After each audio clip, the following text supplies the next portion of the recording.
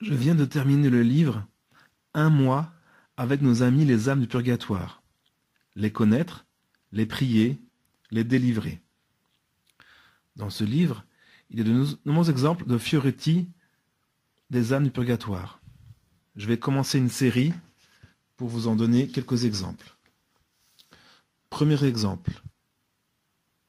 Le vénérable Stanislas Kostka, jésuite polonais, vit apparaître une âme du purgatoire, toute enveloppée de flammes et poussant des cris lamentables.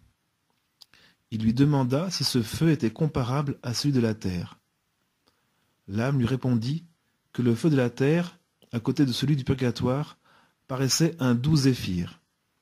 Mais le bon religieux, ayant de la peine à le croire, lui dit qu'il voudrait bien en sentir l'ardeur si cela était possible.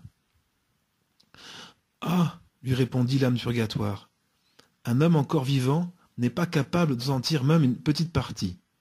Cependant, pour vous convaincre, étendez la main vers moi et vous en aurez une idée. » Stanislas étendit la main, sur laquelle le défunt laissa tomber une goutte de sueur.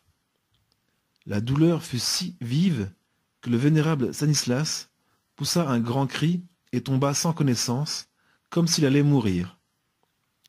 Aussitôt, les religieux accoururent. Quand il fut revenu à lui, il s'informa de la cause de ce mal subit et du cri.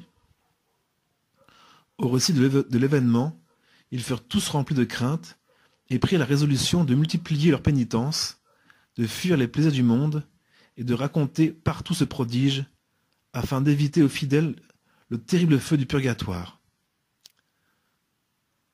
Le vénérable Stanislas Kostka vécut encore 1 an, toujours en proie aux plus vives douleurs de sa plaie qui ne se ferma pas.